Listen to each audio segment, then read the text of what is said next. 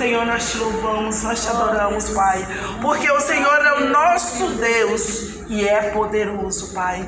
E é no Senhor que nós confiamos, e é no Senhor que nós entregamos as nossas vidas, todo o nosso ser para o teu louvor, Pai. Nós te louvamos em nome de Jesus. Amém. Nós paramos no versículo 27 do Salmo 105. Salmo 105. Aí hoje nós vamos começar dizendo que Deus pede à humanidade obediência total e irrestrita. Mas aí nós pensamos, por que nós devemos submeter a Deus todos os nossos desejos, todas as nossas emoções, todos os nossos anseios, todos os nossos sentimentos? Às vezes a gente quer se submeter a Deus, mas não tudo. A gente quer entregar a Deus, mas não quer entregar tudo. Sabe qual é a resposta para essa questão? As 10 pragas do Egito. E que foram as 10 pragas do Egito? Foi Deus mostrando que Ele é poderoso, que nós temos que obedecer. Por quê? Porque Ele é poderoso, porque Ele é temível para quem o desobedece. Então nós temos a chance de obedecer ou não obedecer. Ter um Deus poderoso e temível contra nós ou a nosso favor. A escolha é nossa. O salmista começa no versículo 28 a falar das 10 pragas que Deus enviou ao Egito, para mostrar o seu poder. As 10 pragas foram enviadas para a humilhação dos deuses egípcios. Salmo 105, ele seleciona, ele não fala das 10 pragas assim, uma atrás da outra, não, mas ele seleciona algumas, resume alguns eventos que aconteceram com o povo de Israel. E as pragas lá também no Salmo não estão em sequência. O intuito do relato das pragas foi ilustrar a fidelidade de Deus e a sua aliança com Israel. As pragas aqui foram descritas com o mesmo propósito do início. Lembra no início? A gente falou todos os eventos, a geração antiga contar as histórias dos milagres que Deus fez para a geração nova crer em Deus. As 10 pragas foram a mesma coisa, elas aconteceram para a gente continuar relatando elas para a geração nova crer que Deus é temível, que Deus tem poder. Porque hoje nós banalizamos Deus. Hoje Deus é nosso amigo, nosso camarada, e ninguém crê que Ele é temível. Antigamente as pessoas ainda falavam assim, Deus vai jogar um raio em você. E algumas pessoas acreditavam, mas Deus não acredita, não, Deus é bom. Sabe o que significa Deus é bom? As pessoas acham que bom é Ele ser bonzinho. Deus é tão bom, mas Ele é tão bom no que Ele faz, que quando Ele mata bem matado. Que quando Ele salva bem salvo. Que quando Ele põe doente numa cama, Ele põe bem doente. Deus é bom em tudo que Ele faz. Não é esse pejorativo de Deus é bonzinho, eu posso fazer o que eu quiser, que Ele vai me perdoar, que Ele é tão bonzinho. Na criação, né? Tudo que Ele fez foi bom. E quando Ele terminou tudo, Ele viu que era muito bom. E tinha coisa ruim ali. Você sabia que tinha espinheiros, tinha cobra para picar as pessoas, mas tudo que Ele fez foi muito bom. Tudo com propósito. Oi? Tudo serve para alguma coisa. Mesmo propósito de Deus para Israel é o mesmo propósito de Deus para a igreja. Louvor e adoração do seu santo nome. Versículo 28. Enviou trevas e tudo escureceu. E Moisés e Arão não foram rebeldes à sua palavra. O interessante aqui é que o salmista ele não começa na primeira praga, não. Ele começa logo na 9ª praga. Porque aqui não foi um relato das pragas por praga. Aqui ele está contando eventos que aconteceram com o povo de Israel que servem para nós hoje. E essa praga, a 9ª praga, as trevas, era um traje direto a um deus do Egito. Era um deus chamado Ra ou Ré. Gente, quantas vezes a gente não vê uma pessoa famosa falando isso? Quantas vezes a gente não vê crente falando, porque eles têm um símbolo que eles falam assim, ó, Ra para você. E às vezes nós falamos isso e nós não sabemos o que é. Ra é um deus do Egito, Deus Sol. Era um dos principais deuses do Egito. Quando Deus pôs trevas no Egito, ele humilhou esse Deus. Porque esse Deus era o Deus que cuidava, Deus Sol, que clareava tudo. Deus falou, seu Deus Sol não tem poder nenhum, porque ele está aí, ó, clama a ele. E eles clamavam a esse Deus Sol, e o dia continuou escuro, até Moisés pedir para o dia clarear para Deus. Então Deus estava dizendo, os deuses do Egito não são deuses, o único Deus verdadeiro é o grande Eu Sou. E foi nessa praga que Faraó expulsou Moisés e Arão da presença deles, falando que nunca mais queria vê-los pessoalmente e nunca mais os viu. Versículo 29.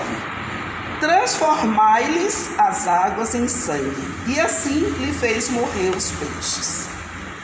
Aqui é o relato da primeira praga. Transformou a água do rio Nilo em sangue. Gente, o rio Nilo eles não tinham o símbolo de Deus, mas para os egípcios ele era tudo. Ele que fertilizava a terra, era dali que saía a alimentação deles. Quando ele enchia, ele vazava, e quando ele voltava, ficava aquele charco, e ali eles plantavam. Então, toda a fartura do Egito dependia do rio Nilo. Era dali que eles bebiam água, era dali que eles comiam. Então, para eles, aquilo ali era maravilhoso demais. E eles achavam que aquele rio nunca ia secar, nunca ia acontecer nada com aquilo, porque ele era muito poderoso. E aí tinha até um deus chamado Api, que segundo os egípcios, esse Deus que fazia acontecer as inundações anuais do Nilo. E cada inundação dava mais fartura e fazia os egípcios cada dia mais ricos. E Deus foi lá e acabou com o rio Nilo. E aí, eles não ficavam quietos. Eles ficavam invocando ao Deus Api deles para o rio Nilo voltar ao normal. E o rio Nilo não voltou. Então, mais um Deus foi humilhado diante de Deus. Agora, a gente pensa, né? A gente viajando para a Bahia, Deus em São Francisco, como é grande. Mas o Rio Nilo, se eu não me engano, é um dos maiores rios do mundo, né? Então, agora você imagina aquela água toda. Toda vez, não é um pouquinho de água, não. Não, é muita água. É um rio todo. E um rio morto, o que acontece? Morre-se a vida que está nele. Esse Deus Api, ele era retratado tendo seios e um abdômen proeminente, para representar abundância e fertilidade que o rio proporcionava. Versículo 30. Sua terra produziu rãs em abundância, até nos aposentos dos reis. Rio morto. Quem é que consegue sair de dentro do rio? Os peixes não, os peixes não vão ficar lá. As rãs. As rãs pularam para a terra. Pulando para a terra, elas invadiram tudo. Você imagina aquele monte de rã doida procurando água. Não tinha água, gente. Porque até nos potes as águas viraram sangue. E essas rãs tentavam entrar em tudo quanto é lugar. Mas aí os egípcios tinham um Deus para a rã. Chamava Egete. Não escreve Egete, escreve H-E-C-T. Ou GT, conforme a tradução. E aí eles tinham uma deusa, a Egete, que era uma mulher com cabeça de rã. E eles falavam que essa mulher era a deusa da fertilidade e do nascimento. E aí eles começaram a invocar essa deusa também. Nada. As rãs continuaram vivas. E aí, mais uma deusa do Egito humilhada. Deus transformou um símbolo sagrado em uma inutilidade, em uma fonte de sofrimento para os egípcios. Versículo 31. Ele falou e vieram nuvens de moscas e piolhos em todo o seu país. Nesse versículo, o salmista está falando da terceira e da quarta praga. Terceira, a infestação de piolhos, insetos similares. Vocês imaginam todo mundo dentro de casa e aqueles bichos andando por tudo quanto é lugar. Piolho não tem nada que tampa não, você pode fechar, vedar tudinho que ele acha um buraquinho e ainda passa.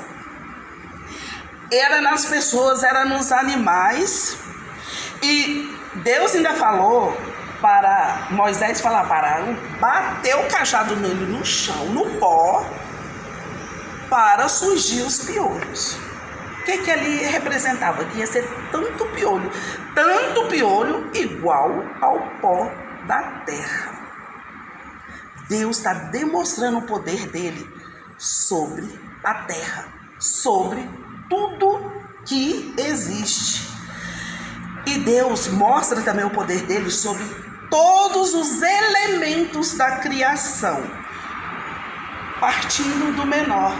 Olha, se eu mando no menor, eu mando no maior. Se eu transformo o menor, eu transformo o maior. Que é muito fácil eu pegar esse banco e transformar ele numa mesa. Mas se você vem e me dá um monte de banquinho pequeno, para mim pegar aquele banquinho e fazer uma mesa, eu já tenho mais trabalho, né? Deus está dizendo não interessa se é fácil ou se é difícil, o meu poder é sobre todas as coisas. A quarta praga foi as moscas. Existia uma divindade para ela, chamada White, deusa das moscas, Deus das moscas. E esse Deus, ele era reverenciado também. E Deus pôs humilhação sobre ele também, porque os enxames de mosca infestaram todo o Egito. Mas teve um porém, eles não entraram na terra de Gósen.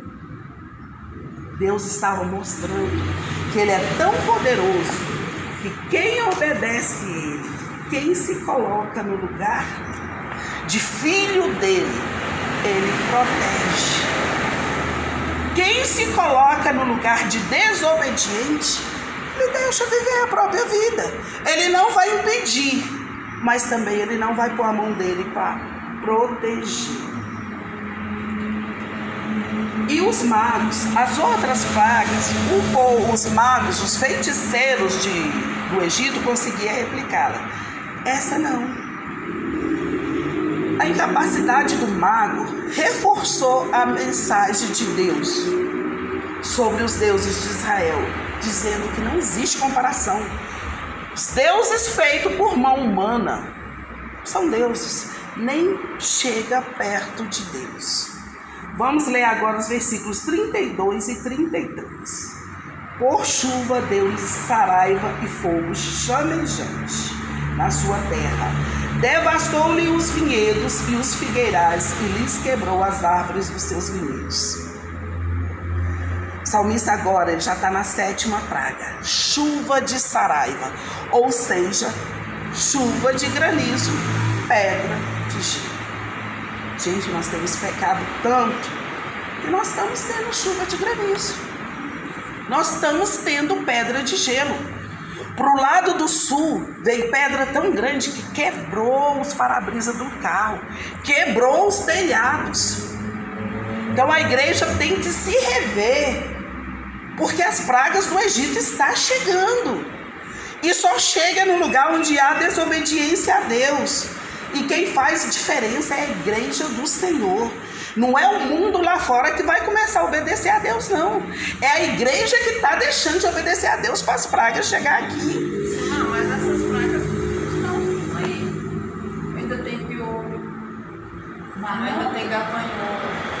Mas não é bater no meio do povo de Deus.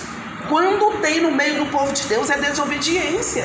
Então elas não acabaram, elas ainda estão. Não, nenhum mal acabou. Ele só está reservado para o dia que ele for preciso ser usado. Deus faz a justiça dele através da natureza, através das pragas. E tem coisas que nem existia aqui naquela época que passou a existir. Como a gripe aviária, a dengue, tudo isso são pragas que estão vindo ao nosso tempo agora. Por quê? Porque nós vivemos em desobediência a Deus. Sim, havia um Deus no Egito chamado Bastet. E a crença era que esse Deus protegia as plantações. Então era só eles fazer culto a esse Deus, nada ia acontecer. E Deus humilhou esse Deus também, porque a plantação dos egípcios foram destruídas. E essa praga, você vê o tanto que essas pragas continuam, que essa praga da chuva de Saraiva e flor flamejante, ela está lá em Apocalipse. Lá tem a descrição dela. Ela é a 7ª e a última taça da ira de Deus, onde vai haver terremoto que vai destruir ilhas, montanhas, chuva de granizo sobre a terra. É o julgamento final de Deus. Então a gente não tem que pensar que essa praga foi para o povo do Egito. Essa praga é para todo mundo que desobedecer a Deus. Agora nós vamos ler o 34 e 35. Ele falou, e vieram gafanhotos e saltões sem conta, os quais devoraram toda a erva do país e comeram o fruto dos seus campos. Nesses versículos, o salmista está falando da 8ª praga, um enxame de gafanhoto que cobriu toda a terra. Os gafanhotos devoraram toda a vegetação que havia sobrevivido à praga anterior, incluindo toda a erva e todas as folhas verdes das árvores, causando desastre na agricultura. Eles já ficaram sem água, agora eles já ficaram sem comida. Mas eles persistiram adorando os falsos deuses, porque eles continuaram aqui fazendo culto ao Deus deles para proteger, aos deuses da agricultura, para proteger a agricultura deles. Mas essa praga foi mais uma demonstração do poder de Deus. Os seus deuses não têm valor. Não vou te impedir de adorar falsos deuses, mas eu vou te mostrar que eles não vão te socorrer no seu momento de sofrimento. Versículo 36. Também feriu de morte a todos os primogênitos da sua terra, as primícias do seu vigor. Essa praga, irmãos, dos primogênitos foi a pior para o Egito. O que significa o primogênito na Bíblia? O que significava nas culturas anteriores o primogênito? Era aquele que ia levar o país para frente. Hoje não. Hoje nós estamos tão bagunçados que ninguém manda na casa, vira uma bagunça que só. Mas antigamente não. O pai já passava todo o poder dele, todo o conhecimento dele. Passava a herança dobrada para o primogênito. Por quê? Porque aquele ali ia caminhar com a família. Mesmo ele casado, ele seria a autoridade. O pai morreu, o pai fechou o olho. A próxima autoridade seria o primogênito. E aí? O reinado ia ficar para o filho primogênito do rei. Morreram todos. Imagina que humilhação para aquele país. Imagina que desarticulação naquele país. É como se de repente a gente acordasse amanhã, tivesse morrido presidentes, senadores, todos os deputados, todas as pessoas, todos os governadores, todos os prefeitos de uma vez só. O país fica todo desarticulado, porque depois, com o tempo, se levantam outras pessoas. Mas à primeira vista, assim, o país virou uma bagunça. E naquela bagunça pode haver até invasão, porque se a família não tem uma pessoa forte que a defenda, aquela pessoa que toma decisão, entra outra pessoa naquele lugar e vai tomar as decisões. E foi nessa praga que os hebreus foram instruídos a passar o sangue do cordeiro na porta deles. Porque os egípcios também passavam a sua família para os primogênitos. E Deus fala nessa praga aqui: os meus eu protejo. A minha família não vai ficar bagunçada. A minha igreja é protegida por Deus. Por mais fraco que seja o líder da minha casa, eu dou força para ele. E com aquele sangue não morreu nenhum primogênito do povo dos hebreus. A praga ocorreu à meia-noite. O rei do Egito acordou com o herdeiro do trono morto. Ele acordou com todos os herdeiros mortos. E aí? O que fazer? Aí ele ficou desestruturado e deixou o povo de Israel sair. Vamos ler agora o 37 e o 38. Então fez sair o seu povo com prata e ouro, e entre as suas tribos não havia um só inválido.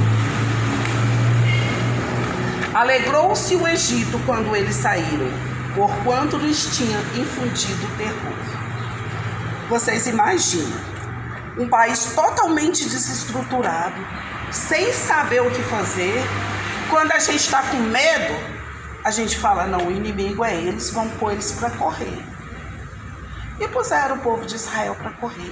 E eles ficaram tão desestruturados que Deus orientou as mulheres de Israel a chegar nas suas patroas e pedir ouro, que elas tiravam. Elas tiravam e davam. Porque a Bíblia é Deus que Deus tira do ímpio e entrega para os servos dele.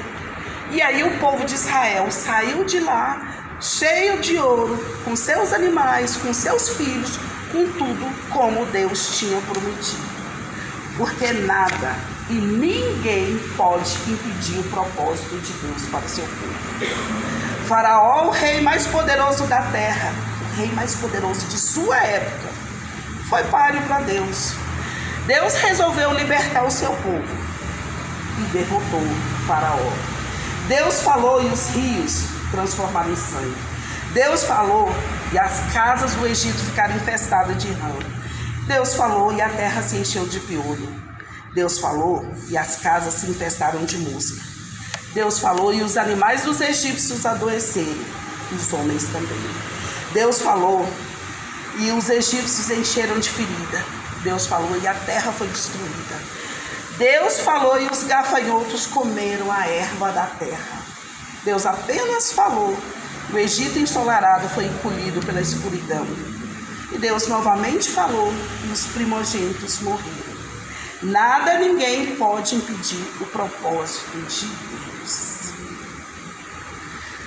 Vamos ver as pragas. Primeira praga, água se transformando em sangue. Essa praga era o deus Api, deus do Nilo.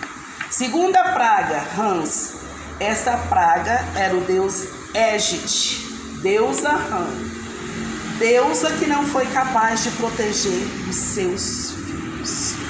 Terceira praga, piolhos. Deus escreve T-O-T, mas fala sete, que é o deus da poeira, ou deus dos insetos. Por isso que Arão bateu o cajado no chão para a poeira virar piolho e acabar com os egípcios. Quarta praga, moscas.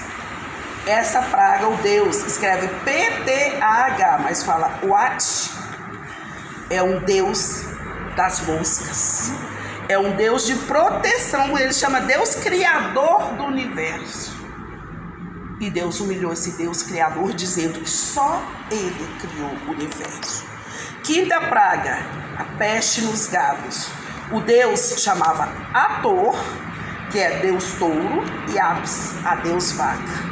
Era Deus corpo de gente, cabeça de vaca, e o outro Deus corpo de gente, cabeça de touro. Era o Deus que protegia os animais. Deus matou os animais, mostrando a impotência desses deuses. Sexta praga, que é dos tumores e das úlceras.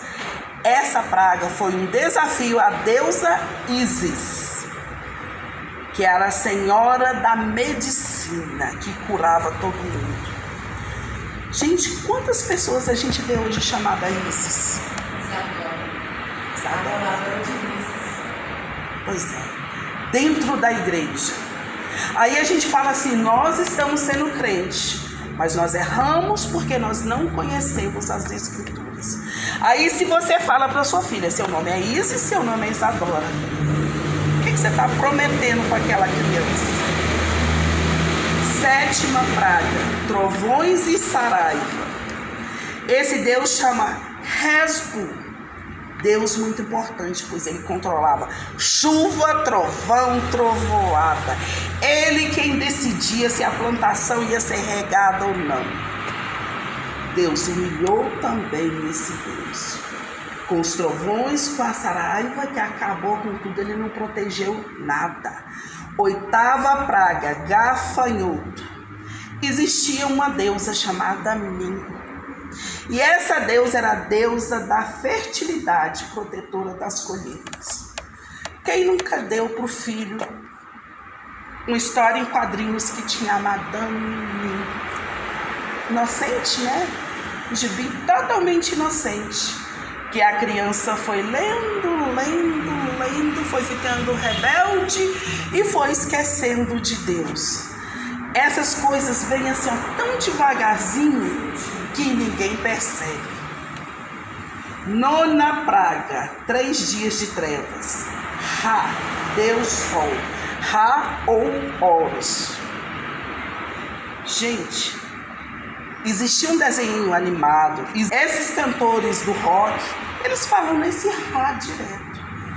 E como eu falei, e as pessoas repetem sem saber o que é. Está adorando o sol.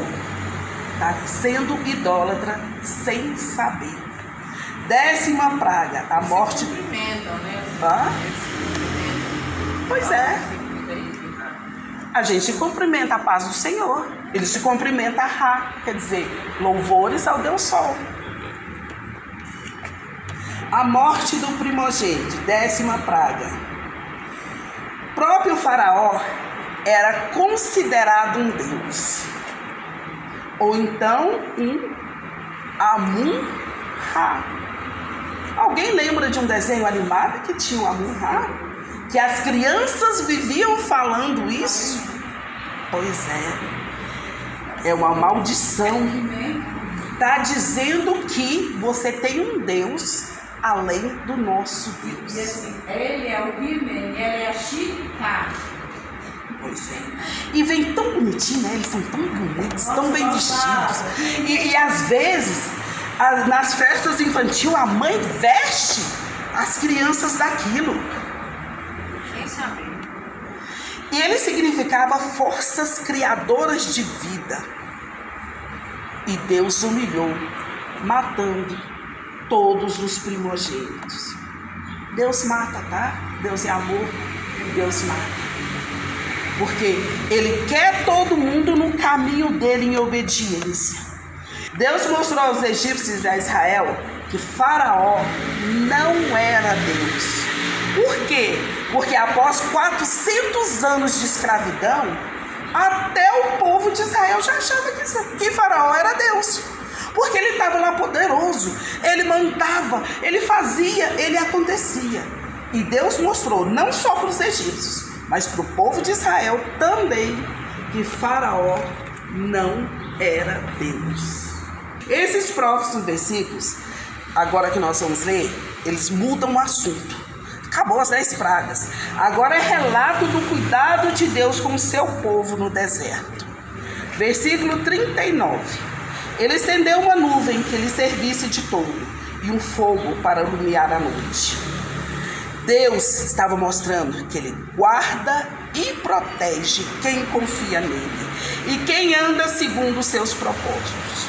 Deus concedeu e ainda concede ao seu povo proteção, nuvem. Ele lhe dá sombra porque a nuvem simbolizava a presença de Deus. Debaixo dessa nuvem você tem proteção, mas a nuvem é pequena. O caminho para Deus é estreito. Não adianta a gente achar que se a gente sair um pouquinho dali, a gente tem proteção. Nuvem de dia, fogo à noite, mas é só ali que nós temos proteção. Nuvem de dia, fogo à noite. Só aqui, só na Bíblia, nós temos proteção. Versículo 40. Pediram, e ele fez vir codornizes, e os saciou com pão do céu. Deus, para além da proteção que ele nos dá, ele alimenta o seu povo. E até alimenta segundo o nosso desejo. Ele alimenta segundo o desejo do nosso coração. Ele deu maná e o povo pediu carne. Ele deu carne, codornizes, carne e pão. É o símbolo do alimento que o nosso corpo precisa. É a proteína que nós precisamos. Tudo que nós precisamos para nos suprir está ali. Naquele tempo no deserto não tinha fruta, não tinha verdura. Mas ele deu alimentação básica para o povo seguir andando. Versículo 41. Fendeu a rocha e dela brotaram águas que correram, qual torrente pelo deserto. Deus mata a sede do seu povo.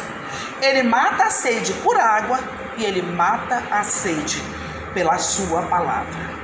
Versículo 42. Porque estavam lembrando da sua santa palavra e de Abraão, seu servo. Lembra que o Salmo começou lá falando da aliança de Deus com Abraão? E ele está fechando aqui, ó. Que Deus fez tudo isso por quê? Porque quando Deus fala, Deus cumpre. E quando ele promete, ele cumpre a promessa que ele fez. E o Salmo começou na promessa de Abraão e está encerrando aqui nos últimos capítulos, falando que Deus cumpriu toda a promessa que ele fez para Abraão. Nós vamos ler os versículos 43 e 44 agora. E conduziu com alegria o seu povo, e com júbilo canto os seus escolhidos. Deu-lhes as terras das nações, e eles se apossaram do trabalho dos povos. Deus, além de conduzir o povo, ele quer conduzir a igreja dele com alegria. Deus, além de fazer com que o povo de Deus ande segundo o caminho dele, ele quer um povo que ande sem ser rebelde. Porque não adianta a gente andar no caminho do Senhor, mas cheio de rebeldia. Nós temos que andar alegres, porque ele quer nos introduzir em cidades como ele introduziu Israel. Eles não construíram a cidade. Eles chegavam e expulsavam o povo. As casas já estavam prontas. Os poços já estavam cavados. As plantações já estavam prontas. E Deus fala que, como eu já falei, que ele tira do ímpio para dar para o povo dele. Quem anda em obediência para Deus vai ganhar uma casa feita, vai ganhar um serviço pronto, vai estudar e vai ter o lugar da sua profissão ali, porque é promessa de Deus para seu povo. A promessa de Deus é bênção sobre bênção, mas primeiro a luta. Toda cidade era povoada e a maioria delas era povoada por gigantes. Primeiro mata o povo, primeiro mata os gigantes, depois assume a cidade. Porque por muitas vezes nós não recebemos a bênção, porque nós não temos coragem de matar o gigante. E por muitas vezes também nós estamos pensando no que nós queremos. Nós falamos assim: Deus, eu planejei isso para minha vida. E Deus há muito está falando assim: ó, olha, minha filha, mas eu planejei isso para a sua vida. E nós ficamos aqui, ó. Quando a gente não chegar para Deus e falar: Deus, eu vou seguir o que o Senhor planejou, aí os caminhos se abrem. Aí a gente vai, passa, né, pelas estradas. Versículo 45. Para que lhe guardasse os preceitos e lhe observasse as leis. Aleluia. O salmista termina o salmo revelando o que o Senhor espera de seu povo. Deus espera que o seu povo guarde a palavra e que seja fiel ao Senhor enquanto o louva. E aí o que acontece? Acontecem sofrimentos, tribulações, perseguições gigantes, mas Deus quer que a gente confie nele, guarde a palavra e louve a Deus. Ainda termina com aleluia, que aleluia significa louvai ao Senhor. Então, louvai ao Senhor em todo tempo. Quais são as aplicações desse salmo em nossa vida? Primeiro, devemos sempre buscar a presença de Deus. Prioridade. Devemos sempre agradecer a Deus por tudo que tem acontecido. E louvar a Deus, esperando a resposta. Porque nós conhecemos hoje pode ser sofrimento. Esse sofrimento pode virar bênção amanhã. E nós temos que compartilhar tudo que Deus fez na nossa vida para as outras pessoas. Eu sofri hoje, mas Deus me tirou desse sofrimento. Você está sofrendo hoje, é sinal que Deus vai te tirar desse sofrimento também. Nós temos que obedecer e confiar nas promessas de Deus, mesmo que nós não estamos vendo nenhum sinal, nenhuma pequena nuvem, mas nós temos que continuar confiando. Qual a conclusão desse salmo? Ele é um salmo memorial, porque manda a gente guardar na memória tudo que Deus fez. Manda nós relembrar os grandes feitos de Deus ao longo da história. Desde os patriarcas, libertação do Egito e a criação da igreja. Nós temos que lembrar para nós continuarmos falando. Porque esse salmo, ele abrange uma extensão de 6 séculos, 600 anos. E aí a gente lê ele tão rápido assim e acha que tudo aconteceu assim. E aí na nossa vida, que eles saíram da escravidão para a bênção bem rápido. Aí na nossa vida a gente pensa que vai sair da luta para a bênção rápido. Eles levaram 600 anos. E às vezes a gente leva 10 anos, 15 anos, 20 anos, 30 anos, 40 anos e nós estamos achando muito. E às vezes Deus nem prometeu. Às vezes foi nós que criamos a ideia que nós queríamos ser aquilo, ou alguém chegou para nós e falou que a gente ia ser aquilo e a gente acreditou. Para a gente saber se alguém falou, se o que a gente quer é certeza, é só procurar na Bíblia. A Bíblia tem tudo. E Deus, gente, Deus fez com Israel uma preparação para nós, para hoje, nós saber que haveria coisa maior. E o que foi a coisa maior? A morte de Jesus na cruz. Essa morte que veio e trouxe salvação para todos os filhos de Deus, para todo aquele que crê. Deus está nos ensinando a ler e interpretar a história do povo de Israel, a nossa história, para o seu louvor, para a sua honra e para a sua glória. Amém. Vamos orar? Senhor nosso Deus, Deus de amor e graça, Deus que nós reverenciamos com todo o nosso coração, nossa mente. Pai, nós precisamos aprender a temer a Ti mais e mais, Pai. Pai, nós precisamos aprender, Senhor, que o Senhor é amor, mas que o Senhor também é fogo consumidor. E não para nós termos medo do Senhor, mas para nós andarmos em conformidade com a Tua palavra. E nós Te agradecemos por esses momentos, Pai, que nós passamos na Tua presença. Nós Te louvamos, meu Pai, que nós sabemos que vem de Ti. É o Senhor que nos dá força, é o Senhor que nos dá saúde, é o Senhor que nos dá paz, é o Senhor que nos faz caminhar para a Tua casa. Porque sem a Tua presença, nem aqui nós não estaríamos, Pai. E nós Te louvamos por isso. Em nome de Jesus. Amém. Nosso que está no céu, santificado seja o Teu nome. Venha a nós o Teu reino. Seja feita a Tua vontade, assim na terra como nos céus. pão nosso de cada dia,